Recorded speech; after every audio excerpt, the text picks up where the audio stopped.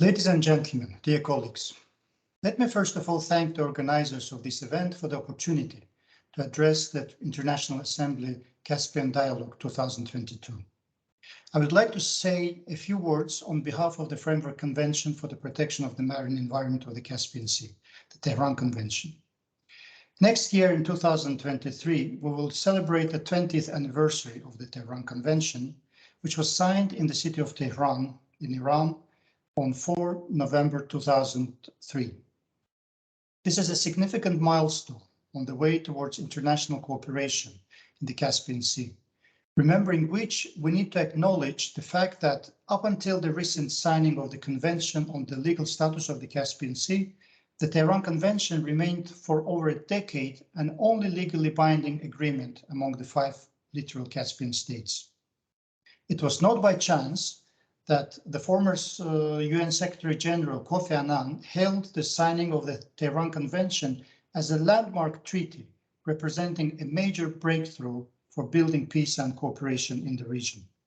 The Tehran Convention takes its roots from the Caspian Environment Program, which was conceived in 1995 and officially launched in 1998 among the 5 Caspian states.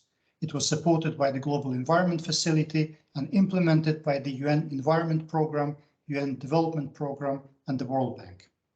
It is remarkable that at a time when the Caspian states still had differences of opinions on the legal status of the Caspian and division of their sovereign territories, they realized the importance of the Caspian environment as the single ecosystem which serves all nations around the Caspian and which is the responsibility of all Caspian states to protect. Over the period of its existence, the Tehran Convention has successfully developed and adopted 4 auxiliary protocols to the convention. These are the Actao Protocol concerning regional preparedness, response, and cooperation in combating oil pollution incidents. This is the first protocol that was adopted in 2011 in Actao in Kazakhstan and which came into force after ratification by all parties in 2016. The Moscow Protocol for the protection of the Caspian Sea against pollution from land-based sources and activities was adopted in Moscow in 2012. The Ashgabat Protocol for the conservation of biological diversity was adopted in Ashgabat in Turkmenistan in 2014. The Protocol on Environmental Impact Assessment in a transboundary context was adopted again in Moscow, Russian Federation in 2018.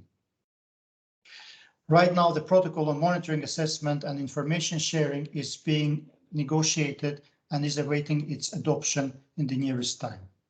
It will create a platform for the Caspian-wide monitoring assessment and will allow countries to share environmental information and data among each other for the better monitoring and preservation of the Caspian environment.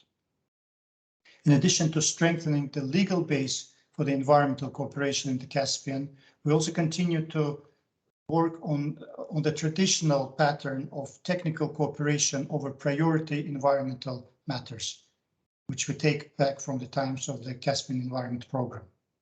In this context, I'm pleased to particularly mention the project approved under the official development assistance of the Russian Federation, which provided over $4 million in the next 5 years for addressing the issues of marine litter and marine plastic and developing a system approach to solving this problem in the Caspian Sea. We are eager to start the implementation of this project together with our partners from the UN Development Programme. And we look forward for this project to bringing a lot of good for the better and for the health and environmental rehabilitation of the Caspian Sea.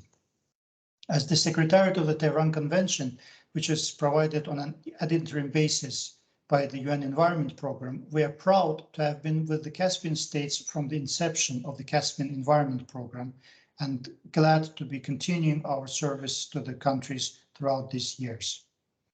Ahead, we have new challenges, new achievements. We look forward to turning the page of the 20-year history of the Tehran Convention and start a new one. A new page which would continue to have the Caspian dialogue in the center of its priority focus and continue cooperation for the peace, health and prosperity of the people that live on the beautiful shores of the Caspian Sea. I thank you very much and wish you success in the work of your assembly.